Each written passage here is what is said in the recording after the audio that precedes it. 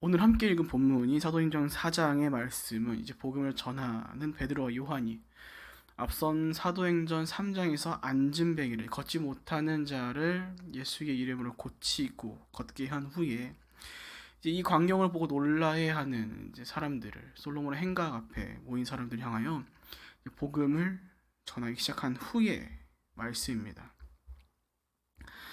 본문 1절을 보면 이제 베드로와 요한이 복음을 전하는 일에 대하여 이제 불만을 가졌던 굉장히 불편해하는 사람들이 있었다라는 것을 알 수 있죠. 바로 제사장들과 성전 경비대장 그리고 사두개파 사람들입니다. 그리고 이어질 본문 5절 이하의 말씀, 이 두 사람 베드로와 요한이 이제 감옥에 갇히게 되죠. 그 후 하나님의 말씀을 예수 그리스도의 복음을 전하고 예수의 이름으로 사람을 고치게 된 일에 대하여 추궁을 받기 시작합니다. 또 누구에게 추궁을 받기 시작하냐? 통치자들과 장로들과 율법학자들을 통해서 추궁을 받게 되죠. 통치자들 그리고 성전의 경비대장들은 그렇다 치더라도 오늘 베드로와 요한을 감옥에 가두고 그들을 추궁한 사람들이 누굽니까? 제사장들, 사두개파, 장로들, 율법학자, 이들이 어떤 사람들입니까? 제사장들은 당시에 우리가 알다시피 당시 예배라고 할 수 있는 제사를 책임지는 자들이었죠. 그리고 사두개파, 비록 영과 이제 부활을 믿지 않았으나 모세의 오경을 중심으로 사두개 후예라 스스로 자처하는 자들이었죠. 동시에 성전 중심의 귀족들이었습니다. 굉장한 힘이 있었고 능력이 있었으며 권력이 있었고 발언권이 엄청나게 강했던 사람들이죠. 장로들은 또 어떤 사람들이었습니까? 유대지파, 유대지파, 각 지파들의 대표들이었죠. 지도자들이었습니다. 율법학자는 말 그대로 율법을 연구하고 해석하는 성경의 전문가들이었습니다. 그리고 이들을 오늘날 우리의 말로 우리가 이해하기 편하게 바꿔서 얘기해 보자면 이들은 신앙의 연륜이 쌓여 있는 자들이라고 얘기할 수 있으며 동시에 믿음의 공동체, 하나님의 백성이라는 공동체, 그 그룹 안에서도 나름대로 저명한 영향력을 끼치고 있는 사람들이라고 우리는 이야기할 수 있죠. 그런데 오늘 이러한 사람들이 예수 그리스도의 복음이 전해지는 것을 어떻게 하고 있는 겁니까? 불편해하고 있는 것입니다. 하나님의 백성들을 다스리는 지도자들, 대표자들이, 장로들이 사독의 후예라고 자처하는 성전 중심의 권력가였던 사독의 후예인 사두개인들이, 대제사장이, 제사를 지키는 제사장들이, 율법학자들이, 성경을 너무도 잘 알고 있었을 성경학자인 율법학자들이 그 복음이 전해지는 것을 불편해하고 있는 거죠. 심지어 하나님의 일들을 알아보지 못하고 베드로와 요한을 추궁하기 시작합니다. 무엇입니까? 결국 복음이란 것은 신앙의 경력이나 지위나 성경을 잘 알고 있다는 지식적인 능력이나 핏줄에서 흘러가지 않는다는 것입니다. 그것을 통해 흘러가지 않는다는 것이죠. 복음은 진정 성령으로 충만한 예수 그리스도의 진정 제자된 자들을 통해서 흘러간다는 것을 오늘 우리 가운데 보여주시는 것입니다. 오늘 말씀 가운데 등장한 사람들을 조금 더 어린 세대의 말로 바꿔보자면 이 사람들 고인물이죠. 그 공동체 가운데 그 시대 가운데 고여버린 사람들인 것입니다. 성령을 잘 안다라는 사람들이, 제사를 책임지고 있던 사람들이, 믿음의 공동체의 대표들이라 불렀던 장로들이, 사독의 후예라 자처하던 자들이 이미 앞선 복음서에서 예수를 모욕하고 예수 십자가에 못 박혀 죽게 하고 이미 말씀 가운데 정해놓으신 하나님의 말씀들이, 그 예언들이 이뤄지는 것들을 바라보지 못하고 분별하지 못하고 오히려 진정 제자로서 복음을 전하는 자들을 오늘 이 시간 추궁하고 있는 것이죠. 물론 오해하지 마시길 바랍니다. 이런 뉘앙스는 자칫 이단을 옹호하는 것처럼 이제 들릴 수 있는데 결단코 아닙니다. 오늘날 복음이 이 땅 가운데 흘러가게 하는 통로로서 우리가 우리의 지위나 능력을 그리고 경력 등의 기준에서 우리가 벗어나 진정 제대로 된 제자가 되어야 한다는 얘기를 하고 싶은 것이죠. 그러려면 우리가 필요한 것이 있죠. 잘 배워야 합니다. 분별할 줄 알아야 합니다. 예수님께서 말씀하신 것처럼 내가 너에게 분부한 모든 것이 무엇인지를 우리가 먼저 분별하고 잘 배워 나가야 하는 것이죠. 마치 예수님의 3년의 공생애를 따라다녔던 제자들처럼 말이죠. 주님 말씀하신 것들을 분별하고 그것들을 잘 배워서 갈고 닦아서 진정 제자된 삶을 우리가 살아가야 하는 것입니다.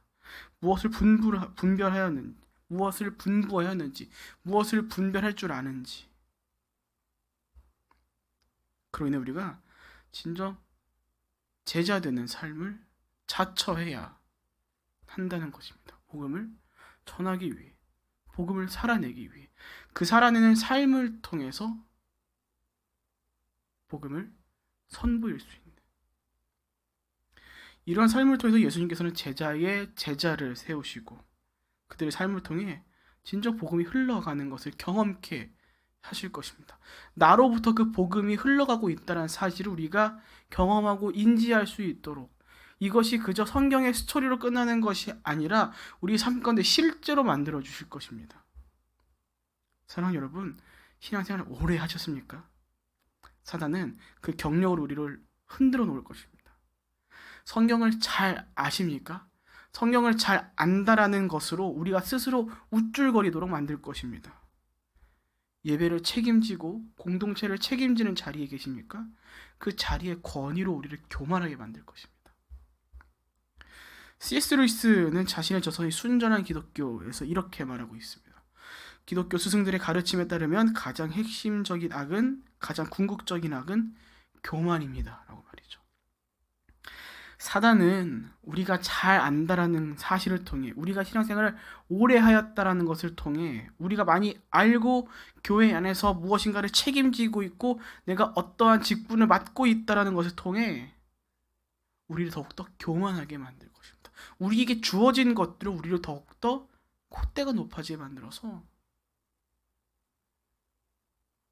겸손은 어디 간 데 없고 우리를 더욱더 교만하게, 그로 인하여 하나님의 일들이 이뤄가고 있음에도 불구하고 분별하지 못하고 그들 향해 손가락질하고 삿대질하며 욕보이게 하는 일들을 우리 가운데 이뤄가게 할 수도 있습니다. 얼마나 많은 일들이, 그런 일들이 교회 가운데 이루어지고 있습니까? 특별히 목회자라고 하는 사람들이 자신들이 목사라고 하는 것들을 내세워서 성도를 정죄하고 성도의 일들이 하나님의 일들임에도 불구하고 그것을 정죄하며 분별하지 못하고 그저 자신의 지갑을 채우기 위한 마치 사두개파처럼 귀족된 모습을 하고 또 발언의 권위는 대제사장이나 지도자들처럼 그들을 제어하려 하고 잘못된 모습으로, 신앙으로, 기준으로 그들을 다스리려고 하는 모습들, 얼마나 속상합니까? 그렇게 여러분, 우리는 정직한 겸손한 제자의 삶을 자처해야 할 줄 믿습니다. 하나님께서는 결코 신앙의 경력이나 핏줄, 직분을 통해 일하지 않으십니다. 얼마 전에 들었던 이야기인데 누구라고 말씀드리기 어렵겠죠. 한 목회자가 말씀을 빗대어서 엘리트주의를 얘기한 적이 있다라고 합니다.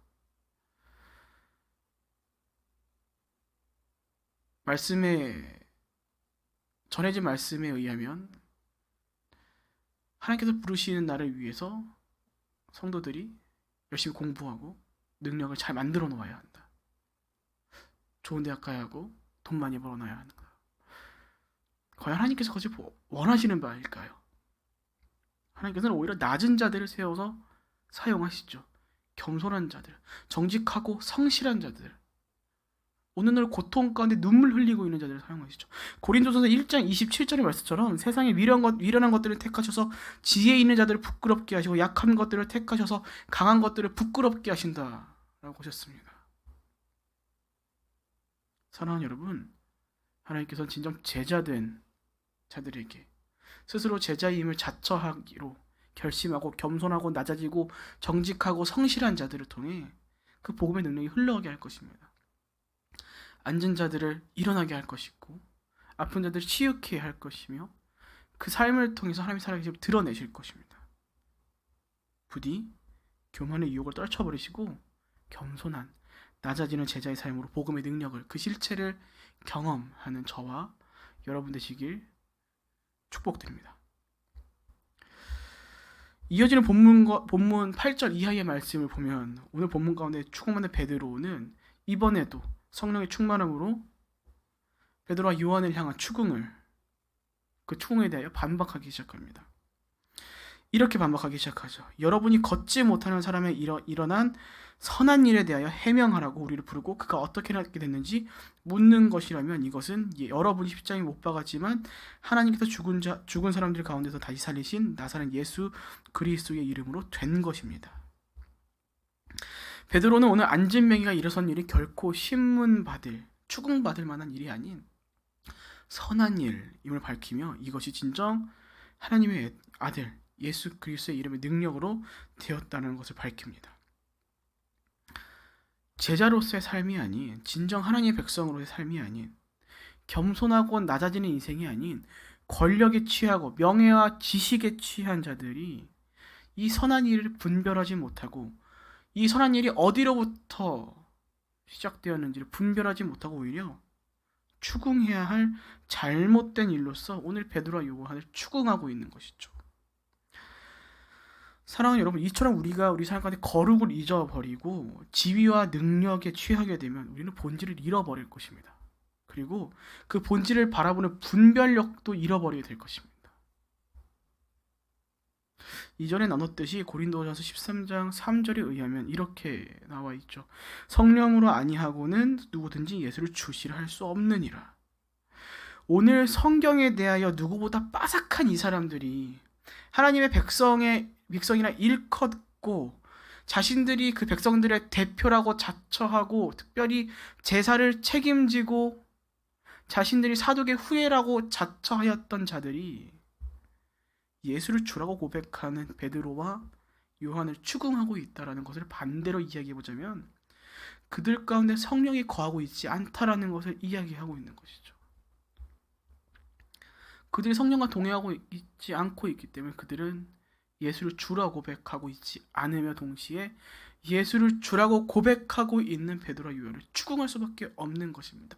이것이 선한 일임에도 불구하고 하나님의 능력으로 됐음에도 불구하고 구분하지 못하고 분별하지 못하는 것이 오히려 본인의 생각이 맞다라고 주장하고 밀고 나가는 것입니다. 성령과 함께하지 않고 지위와 명예, 권력과 지식과 능력에 취해 있는 자들은 결국 예수 그리스도가 하나님의 아들이신 것과 그분의 능력을 분별하지 못한다라는 것을 오늘 말씀을 통해 우리 가운데 보여주고 있는 것입니다.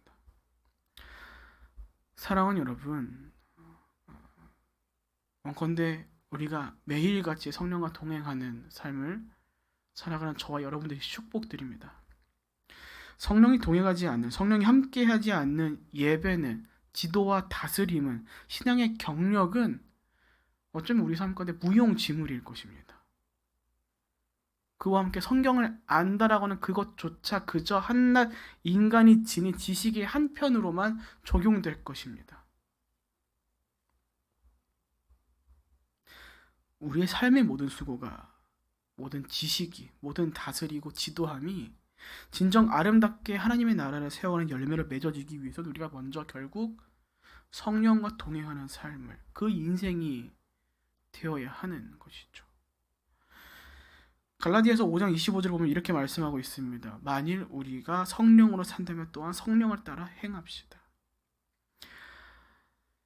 오늘 본문 가운데는 결국 두 분류의 사람들이 등장한 것입니다. 예수 그리스도를 따라 제자로서 성령을 동행하였던 베드로와 요한, 그리고 부와 명예와 권력과 지식, 유대인으로서의 정통성과 전통은 있고 권위는 있으나 성령의 능력을, 예수 그리스도의 이름의 능력을 분별하지 못한, 스스로 성령과 동행하고 있지 않다라는 것을 증명하였던 유대인들, 제사장들, 사두개인들. 사랑 여러분, 오늘 우리의 삶은 어디에 속하여 있습니까? 무엇을 목표하고 있습니까? 바라건대 성령에 빠진 권위와 지위만을 바라는 사람들이 아닌 겸손함으로 낮아지는 진정 성령과 동행하는 분별력 있는 제자의 삶을 자처하시는 저와 여러분들 되시길 축복드립니다. 손해볼 수 있습니다. 핍박받을 수 있습니다. 하지만 괜찮습니다. 우리 가운데 말씀을 보여주셨고 그 말씀의 일들이 우리 삶 가운데서 실제로 우리 가운데 경험케 하실 것이기 때문입니다. 부디 오늘 말씀을 기억하시며 선한 일을 분별하지 못하는 자들이 아닌 제자로서 진정 성령과 동행하는 자로서 성령으로 행하는 자들로서 그리스도 예수의 이름의 능력을 선보일 줄 아는 자들로서 그 선한 일을 이루는 그 선한 일의 주인공으로 살아가시는 저와 여러분 되시길 주님의 이름으로 축복드립니다. 아멘.